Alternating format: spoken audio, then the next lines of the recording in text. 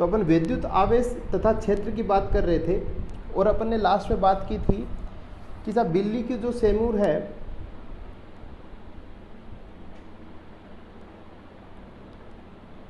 बिल्ली की जो स्किन है या फिर सेमूर है, उसको अगर अपन रगड़ रहे हैं प्लास्टिक की रोड से या फिर अपन के इबोनोइड की रोड से, छड़ से, ठीक है, तो उस केस में क्या होगा, उस केस में जो बिल्ली की जो सेमूर है, ठीक है, उस पे क्या होगा, उस पे धनात्मक आवेश आएगा और जिसके द्वारा रगड़ा जा रहा है मतलब छड़ से रगड़ा जा रहा है तो उस पे क्या आएगा, उस पे ऋणात्मक आ जाएगा, ऋणात्मक। उसी प्रकार से अपन ने कहा था कि जब रेशम से जो है अपन किसको रगड़ रहे हैं, रेशम से अगर अपन रगड़ रहे हैं कांच की छड़ को, ठीक है, तो उस केस में क्या होगा, रगड़ा किसके द्वारा जा रहा है, तो रेशम के द्वारा अगर रगड़ा जा रहा है तो रेशम पे कौन सा चार्ज आ जाएगा, ऋणात्मक आएगा, और कांच की छड़ पे कौन सा आ जाएगा, धनात्मक आ जाएगा। ये बात समझ रहे हैं, ठीक है। तो यहां तक की बात अपन ने कर ली थी। इसके अलावा जैसे जो धनात्मक चार्ज आ गया है ना, जैसे मान लीजिए ये कोई छड़ है जिस पे चार्ज आ गया, मान लीजिए धनात्मक आ गया, तो या फिर कोई दूसरी छड़ है उस पर ऋणात्मक आया, तो ये जो आवेश आ जाना है ना, आवेश जो आ जाता है, इसको क्या बोलते हैं, इसको बोलते हैं विद्युन्मय, है ना, ये लिखा है ना विद्युन्मय, विद्युन्मय या फिर अपन कहें आवेशित, आविष्ट, ठीक है, तो इसको बोलते हैं विद्युन्मय। साधारण सी बात है लेकिन लिख एग्जाम में काम आता है, विद्युन्मय बोलते हैं इसको, ठीक है। तो ये हो गई। अब इसके बाद अपन जो है अपना अगला टॉपिक देखेंगे, तो अपन देखते हैं, तो नेक्स्ट जो टॉपिक रहेगा वो अपना रहेगा आवेश के गुणधर्म। आवेश के बारे में अपन ने देख लिया था, होता क्या है आवेश के गुणधर्म। अगर कल जो अपन ने बताया था उसके बारे में अगर पूरी अगर जो पिछली कक्षा थी उसको देखा होगा तो लास्ट में मैंने एक बात बताई थी कि आवेश जो होता है, इलेक्ट्रॉन का जो आवेश होता है, इलेक्ट्रॉन का आवेश मैंने बताया था, कितना बताया था, 1.6 गुणा 10⁻⁻19 कूलाम। तो ये जो है ये आवेश होता है इलेक्ट्रॉन का, ठीक है, ये बहुत काम आएगा, ये याद कर ही लेना है। इसके अलावा मैंने द्रव्यमान भी बताया था, ठीक है। तो इसमें अपन सबसे पहले गुणधर्मों की बात करेंगे, ठीक है। तो सबसे पहले एक चीज़ आती है कि आवेश जो है, पहला जो पॉइंट होता है गुणधर्मों में, पहला पॉइंट ये है कि आवेश एक अदिश राशि है।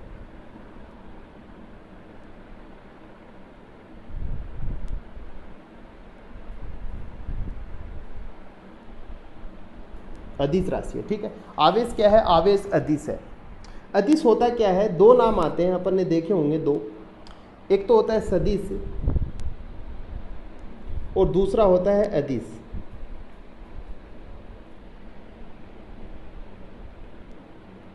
अदिश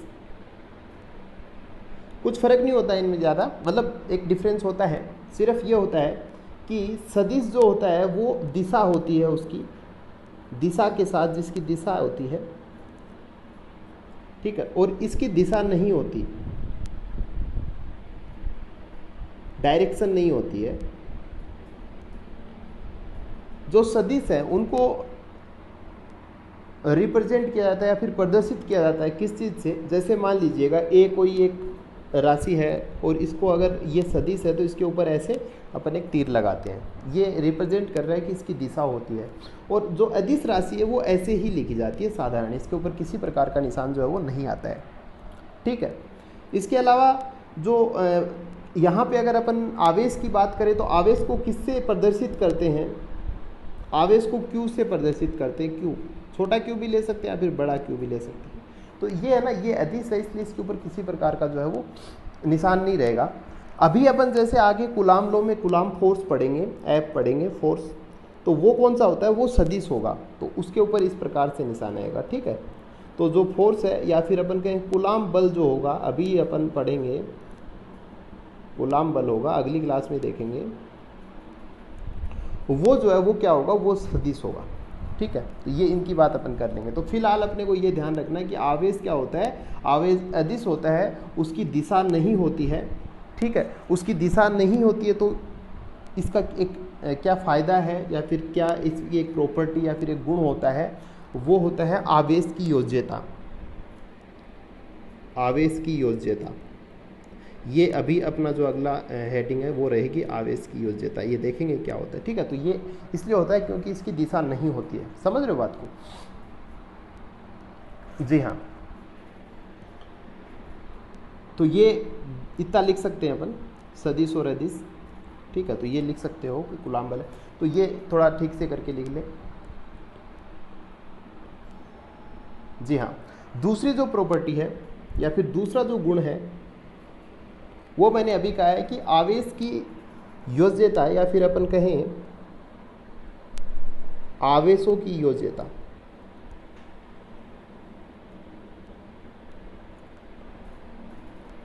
आवेशों की योज्यता, योज्यता मतलब अपन समझ रहे हैं योग करने से रिलेटेड है ना। योज्यता का मतलब योग से रिलेटेड होगा ना, जोड़ने से रिलेटेड। इसका मतलब क्या है, इसमें अपन लिखते हैं, लिख लेते हैं पहले, उसके बाद समझेंगे।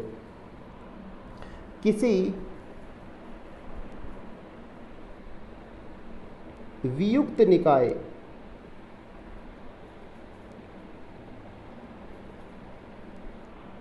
में आवेशों का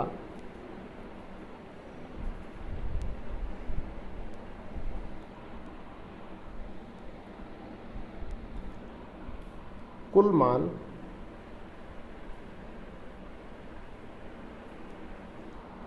उस निकाय में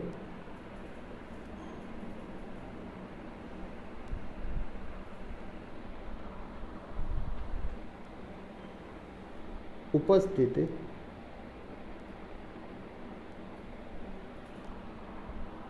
सभी आवेशों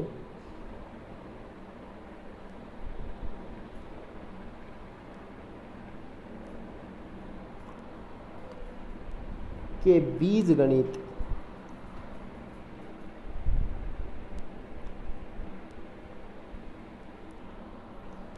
के योग के बराबर होता है।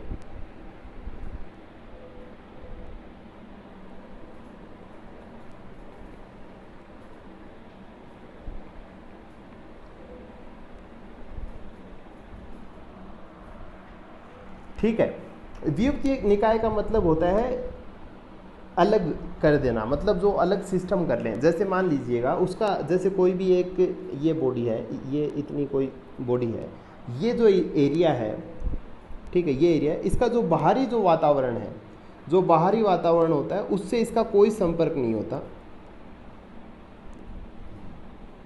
ठीक है, बाहरी वातावरण से संपर्क नहीं होता। तो भौतिकी में जनरली आप देखोगे तो वियुक्त निकाय नाम देखने को मिलेगा। इसका मतलब होता है आइसोलेटेड सिस्टम, है ना, अलग किया गया सिस्टम। आइसोलेट करना, अभी जैसे अपन कोई बीमार आदमी होता है उसको अलग कर देते हैं ताकि उसकी बाकी लोगों के साथ जो है वो इतना संपर्क ना हो। तो जिस वैसे ही बाहरी लोगों को जो है, बाहरी जो वातावरण है, इससे क्या करना, इसको अलग कर देना। ठीक है, तो उसमें क्या है, जो प्रयोग किया जाता है वो पूरा सफल होता है या फिर वो अच्छे से उसको अपन देख सकते हैं। ठीक है, तो उसी प्रकार से इसमें अपन वियुक्त निकाय लेके चलेंगे हर जगह। ठीक है, तो ये कोई ज़्यादा वो नहीं है वियुक्त निकाय। तो किसी वियुक्त निकाय में आवेशों का कुल मान उस निकाय में उपस्थित सभी आवेशों के बीजगणित के योग के बराबर होता है। ठीक है, तो जो बीजगणित का योग होता है मतलब नॉर्मल 1 + 2 + 3 = 6, है ना, इस प्रकार से जो योग होते हैं ना उसको बोलते हैं। तो बीजगणित का योग मैंने कहा था कि अदिश होता है, तो अदिश राशि जो होती है ना उसी में ये बीजगणित का योग संभव है। अगर अपन सदिश राशि की बात करेंगे तो उसमें अपन सदिश योग भी पढ़ते हैं, वेक्टर एडिशन जिसको अपन बोलते हैं सदिश योग, तो उसके हिसाब से होता है उसका योग, तो है ना, क्योंकि उसमें डायरेक्शन रहती है, दिशा रहती है। लेकिन अदिश राशि में बीजगणित का योग हो सकता है, जैसे द्रव्यमान होता है उस प्रकार से बीजगणित, ये इसका बीजगणित का योग कर सकते हैं, किसका, आवेश का भी। ठीक है, और द्रव्यमान भी असिद्ध अदिश राशि है तो उसका भी जो है बीजगणित योग हो सकता है। ठीक है, तो अपन देखते हैं, जैसे मान लीजिएगा ये एक अपन ने वियुक्त निकाय लिया जिसके अंदर कुछ चार्ज हैं, जैसे +1 -5 +3 या -2। ठीक है, तो इस प्रकार से ये चार्ज हो गया और अपन ने को इसका क्या करना है, उसका कुल आवेश ज्ञात करना है कि कुल आवेश कितना है। ठीक है, तो इसका कुल आवेश कैसे हो जाएगा, +1 +3 -5 -2। तो इसका ये प्लस प्लस का जोड़ेंगे तो 4 हो जाएगा और माइनस का जोड़ेंगे तो -7 हो जाएगा। तो टोटल चार्ज होगा -3। समझ रहे हो बात को। तो इसको बोलते हैं बीजगणित का योग। तो इस प्रकार से होता है। तो इसको अपन एक थोड़ा पढ़ने के लिए थोड़ा थ्योरेटिकली थोड़ा अलग तरीके से लिखते हैं। तो अपन समझते हैं कि जो प्लस होते हैं वो किसके लिए होता है, प्लस चार्ज होता है वो प्रोटॉन्स को रिप्रेजेंट करता है, माइनस जो चार्ज होता है वो इलेक्ट्रॉन्स को रिप्रेजेंट करता है या फिर प्रदर्शित करता है, समझे अपन। ठीक है, तो अभी अपन देखते हैं, यहाँ पे लिखते हैं, लिख लीजिएगा यहाँ आगे। माना कि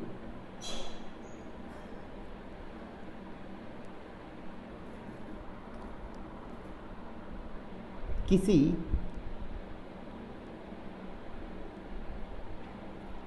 निकाय में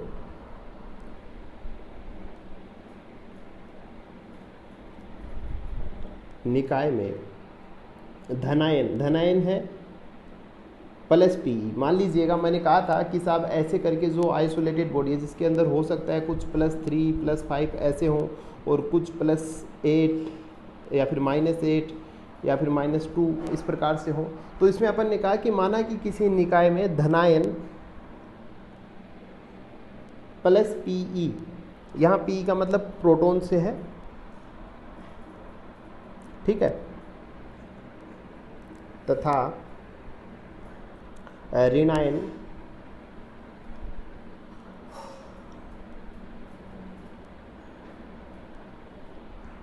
अपन लिख लेते हैं -NE। ठीक है, ऐसा कोई ज़रूरी नहीं है आप ऐसे ही लिखें।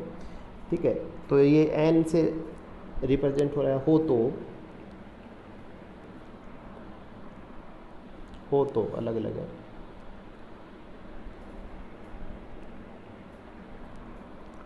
निकाय का कुल आवेश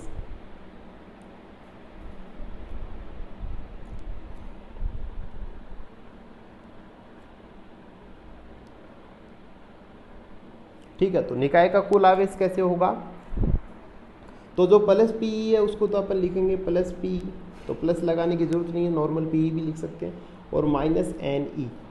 ठीक है, तो ये इलेक्ट्रॉन की संख्या हो गई, ये प्रोटॉन्स की संख्या हो गई, P प्रोटॉन्स हैं। ठीक है, तो अब E कॉमन आ गया इसमें, तो अपन लिखेंगे P -N E हो गए, है ना।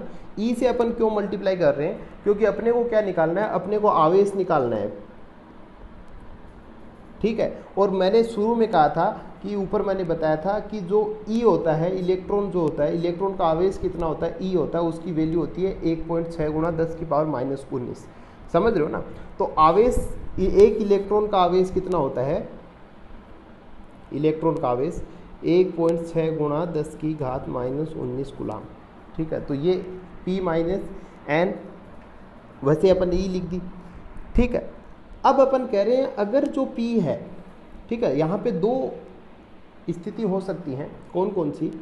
अपन कहें कि अगर हुआ P ज़्यादा, अगर जो धनात्मक जो आवेश है वो अगर ज़्यादा होता है N से, N मतलब जो ऋणात्मक आवेश है, तो उस केस में क्या होगा, जो कुल आवेश होगा, कुल आवेश जो होगा वो क्या होगा, वो पॉजिटिव होगा। ठीक है, और अगर, या फिर अपन कहें यदि N ज़्यादा होगा P से, ठीक है, या फिर अपन इसको ऐसे ना लिख के ऐसे लिखें कि P कम होगा N से, ठीक है, उस केस में क्या होगा, उस केस में नेगेटिव। ठीक है, तो समझ रहे हैं अपन, इलेक्ट्रॉन ज़्यादा हुए तो जो ऋणात्मक ही रहेगा, और प्रोटॉन ज़्यादा हुए या फिर अपन के इलेक्ट्रॉन कम हुए तो धनात्मक रहेगा। ठीक है, यहाँ पे अपन लिख लें जो N है, यहाँ पे लिख सकते हैं N जो है, N बराबर नंबर ऑफ इलेक्ट्रॉन्स, या फिर अपन कहें इलेक्ट्रॉन्स की संख्या। इसको प्रदर्शित कर रहा है। समझ रहे हो बात को? तो ये हो गई। और P बराबर क्या हो गया? प्रोटॉन्स की संख्या, तो नंबर ऑफ प्रोटॉन्स। ठीक है, तो ये दो बातें हो गई। ये सिचुएशन आप जरूर देख ले, थोड़ी ये महत्वपूर्ण है। ठीक है, और E है, E की अपन ने बता दी, E आवेश का चार, ये इलेक्ट्रॉन है उसका आवेश है।